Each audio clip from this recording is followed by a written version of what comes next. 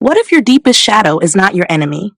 What if the part of you that feels intense, silent, private, guarded, instinctive, obsessive, disciplined, burdened, and emotionally heavy is not something to be fixed, but something to be understood, embodied, and mastered? Today, I am taking you into a real soul mastery path case study for Aisha, using the Panchanga system of Vedic astrology as a consciousness mapping tool. And this is not surface level astrology. This is not prediction entertainment. This is a deep self-reflective map of how a person feels, acts, protects, withdraws, desires, survives, receives blessings, carries ancestral memory, and slowly becomes an embodied self, confident, self-aware, self-effacing, and capable of living life with ease, joy, and glory. Aisha's soul mastery path inputs are powerful. Saturday Vara, Krishna Amavasya Tithi, Chatushpada Karana, Saubhagya Yoga, Bharani Nakshatra. Now, if you are listening as a seeker, a conscious man, a conscious woman, a healer, a coach, a student of Vedic astrology, or someone doing serious shadow work, pay attention, because this case study shows how the 5 limbs of Panchanga become 5 mirrors of the self. Vara shows the fire. Tithi shows the emotional water. Karana shows the physical earth of action. Yoga shows the etheric field that holds life together. Nakshatra shows the moving air of temperament, pattern, and soul behavior.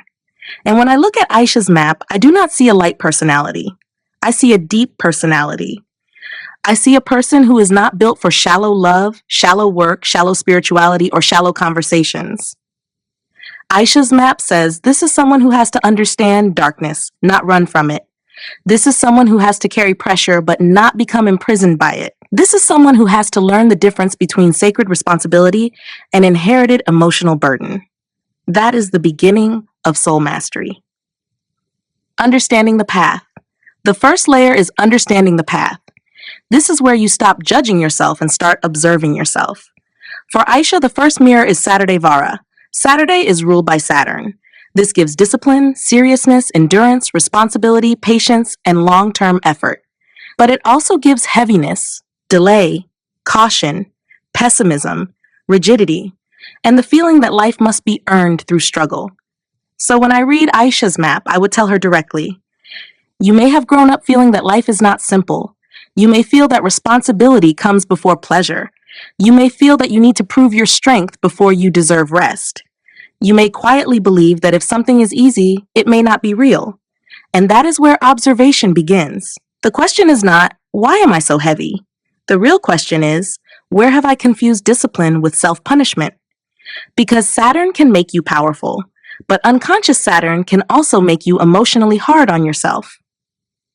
Aisha's first fire lesson is simple but profound. You are allowed to be disciplined without being cruel to yourself. You are allowed to work hard without making suffering your identity.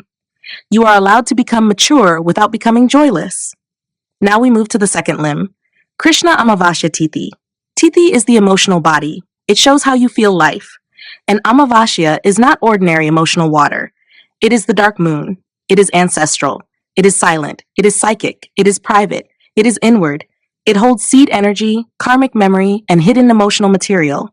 For Aisha, this means her feelings may not always be visible. She may look calm outside while carrying an entire inner ocean. She may withdraw when overwhelmed. She may need silence to process. She may feel everything deeply but reveal very little.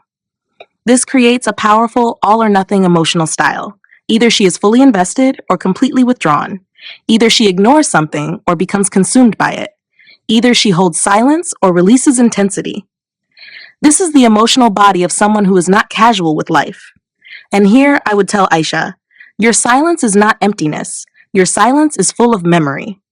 But you must learn whether your silence is healing you or hiding you. That is a major soul mastery question. Ask yourself, am I withdrawing to regenerate, or am I withdrawing because I do not trust myself to be seen?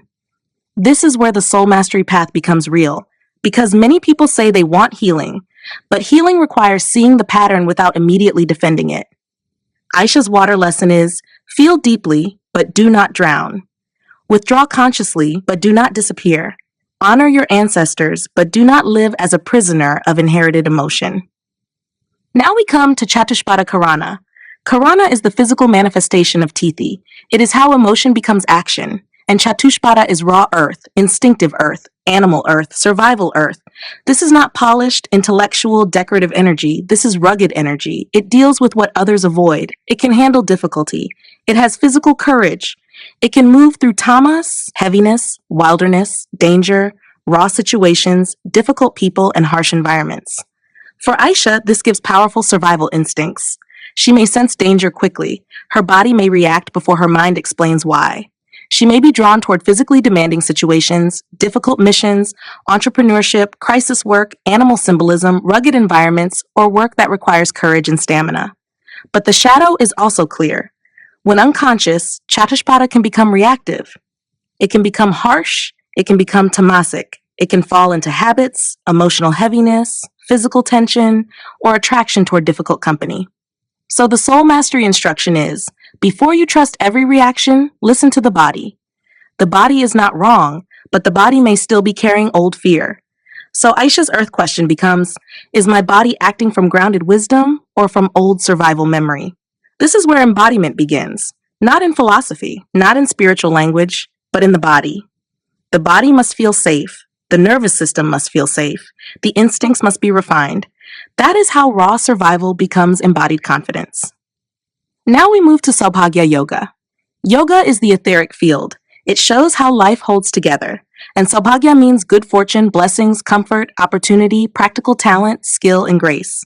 This is very important in Aisha's map because after Saturday, Amavasya, Chatushpada, and Bharani, you may assume the whole life pattern is only heavy. But it is not. Saubhagya Yoga says that Aisha also has a field of blessing. Doors can open, help can arrive, talent can grow, comfort can come. Practical skill can create stability. Life can become beautiful. But here's the paradox. If you are used to struggle, you may distrust ease.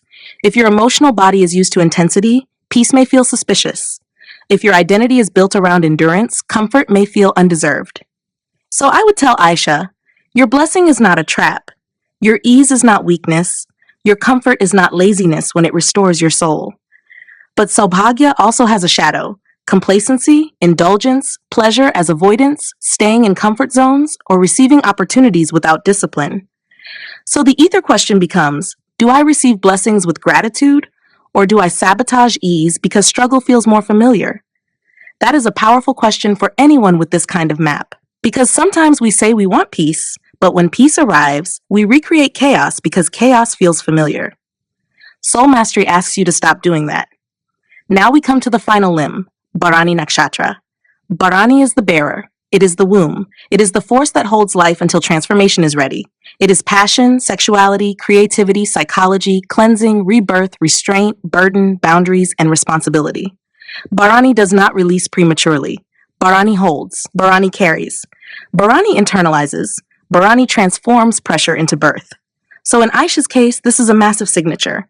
She may carry emotional weight quietly. She may carry family patterns. She may carry shame, desire, creativity, memory, duty, resentment, or unspoken truth. She may have powerful creative and sensual energy, but she must learn restraint, boundaries, and sacred responsibility. The life lesson of Bharani is not simply to carry. It is to know what is worth carrying. That is the turning point. Because not every burden is sacred. Some burdens are inherited guilt. Some burdens are emotional contracts. Some burdens are loyalty to pain. Some burdens are fear of disappointing others. Some burdens are simply not yours. So Aisha's air question becomes, am I carrying this because it is my sacred responsibility or because I have not learned to release what is not mine? That question alone can change a life. Embodying the path. Now we move from understanding into embodying the path. This is where self-observation becomes radical acceptance. And radical acceptance does not mean passive acceptance. It means I stop denying what is true. I stop pretending I am not intense. I stop pretending I am not private. I stop pretending I am not sensitive. I stop pretending I am not carrying ancestral emotional memory. I stop pretending I do not need boundaries. I stop pretending I am fine when I'm actually disappearing into silence. For Aisha, embodiment begins with accepting the full map. She has Saturn fire. She has dark moon water. She has Chatushpada earth. She has Saubhagya ether. She has Bharani air. This is a path of darkness, bearing, instinct, discipline, fortune, and rebirth. So the first embodiment practice is through fire. Build discipline without self-hatred. Aisha needs structure. She needs routine. She needs long-term effort. But she must not use discipline as punishment. She must not become proud of exhaustion. She must not treat rest as moral failure. Her fire practice is, I build my life with patience, but I do not make suffering my altar. The second embodiment practice is through water. Feel without drowning. Aisha must create emotional rituals. Journaling, dark moon reflection, silence with awareness, ancestral release, grief work, forgiveness practices, but most importantly, she must forgive herself for what she inherited emotionally. Radical forgiveness begins when you stop blaming yourself for patterns you were born into and start taking responsibility for how you carry them now. Her water practice is, I honor my emotional depth, but I do not disappear inside it. The third embodiment practice is through earth. Ground instinct into the body. Aisha's path cannot remain intellectual. She needs physical grounding, walking, strength work, nature, animals, breath, food discipline, body awareness, reducing tamasic environments, leaving company that pulls her into heaviness. For this map, the body is not secondary. The body is the gate. Her earth practices, I listen to my body, but I refine my reactions. The fourth embodiment practice is through ether. Receive grace. This may be one of the most difficult practices for Aisha, because when a person is used to struggle, blessings can feel unsafe. But Saubhagya Yoga says, receive beauty, receive support, receive comfort, receive opportunity, receive love, receive rest, receive wealth, receive pleasure, consciously, not as escape, not as indulgence, but as restoration. Her ether practice is, I allow life to be good without waiting for punishment. The fifth embodiment practice is through air. Release what is not yours. Bharani can hold, but mastery is knowing when to stop holding. So Aisha must ask, what am I carrying from my family? What am I carrying from old pain? What am I carrying because I fear being selfish? What am I carrying because I do not know how to say no? What am I carrying because I mistake burden for love? Her air practice is, I bear what is sacred. I release what imprisons me. The mental and emotional boundary crossing path. Now let us go deeper. Aisha's soul mastery path requires crossing 3 inner boundaries. The first boundary is from silence to expression. She does not need to tell everyone everything, but she must stop disappearing emotionally. There is a difference between privacy and emotional absence. There is a difference between sacred silence and avoidance. There is a difference between processing and punishing others through withdrawal. So her first boundary crossing is, I can reveal my truth without losing my power. The second boundary is from survival to trust. Chatushpada gives strong instinct. But not every situation is danger. Not every person is a threat. Not every delay is rejection. Not every disagreement is betrayal. Her body may remember old survival patterns, but the present moment may be asking for trust. So her second boundary crossing is, I can listen to my instincts without letting fear lead my life. The third boundary is from burden to beauty. This is the deepest one. Aisha may be used to carrying, used to enduring, used to being strong, used to being private, used to moving through heaviness. But the map clearly says she is not only here for burden. Saubhagya Yoga gives beauty, Bharani gives creative birth, Saturday gives lasting achievement, Amavasya gives spiritual depth, Chatushpada gives embodied courage. So the third boundary crossing is, I am allowed to live with ease, joy, and glory, not only endurance. This is not sentimental. This is spiritual discipline, because for some people, joy is harder to receive than pain. The path of mastery. Now we arrive at the path of mastery. Mastery is not becoming perfectly positive. Mastery is not pretending the shadow does not exist. Mastery is not deleting anger, desire, grief, instinct, jealousy, fatigue, silence, or heaviness. Mastery is integration. For Aisha, the light is real. She is disciplined, intuitive, creative, sensual, protective, powerful, fortunate, transformative, and the shadow is also real. She can be obsessive, silent, heavy, reactive, suspicious, burdened, all or nothing, guarded, tamasic when wounded. The immature path says, reject the shadow. The spiritual bypass path says, only focus on the light. But soul mastery says, bring both into consciousness. The light gives direction. The shadow gives power. When the shadow is unconscious, it controls you. When the shadow is accepted, refined, and embodied, it becomes wisdom. So I would tell Aisha, do not be ashamed of your depth. Do not be ashamed of your intensity. Do not be ashamed of your need for silence. Do not be ashamed of the fact that you feel things completely, but also do not romanticize your suffering. Do not make heaviness your identity. Do not turn emotional privacy into isolation. Do not confuse carrying pain with being spiritually advanced. Do not let survival instinct become your entire personality. Your mastery is not to suffer beautifully. Your mastery is to live fully. And that is the essence of this soul mastery path. Aisha's final formula is this. Saturday Vara says, build discipline, but do not worship suffering. Krishna Amavasya Tithi says, honor the darkness, but do not disappear into it. Chatushpada Karana says, trust your instincts, but refine them through embodiment. Saubhagya Yoga says, receive grace, comfort, fortune, and opportunity without guilt. Bharani Nakshatra says, bear what is sacred, release what is not yours, and transform pressure into new life. This is how Aisha moves from shadow to embodiment, from burden to beauty, from survival to self-command, from silence to sacred expression, from karmic heaviness to ease, joy, and glory. And if you are listening to this and feeling this sounds like me, then understand something clearly. Your shadow is not your failure. Your emotional intensity is not your weakness. Your private pain is not proof that you are broken.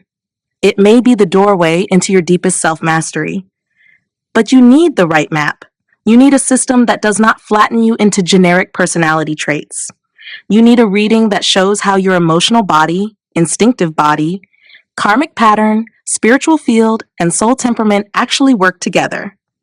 That is what the Soul Mastery Path reading is designed to do. It helps you understand your path, embody your path, and begin living beyond the split of light and shadow, not by denying either, but by embracing all parts of yourself with maturity, courage, self-confidence, and deep inner dignity. So if you want your own Soul Mastery Path reading, one that works for you, one that helps you see your light, your shadow, your emotional body, your karmic burden, your gifts, your boundaries, your mastery path, and your way into ease, joy, and glory, get in touch with me. Because once you understand the map, you stop fighting yourself. And when you stop fighting yourself, your real life begins.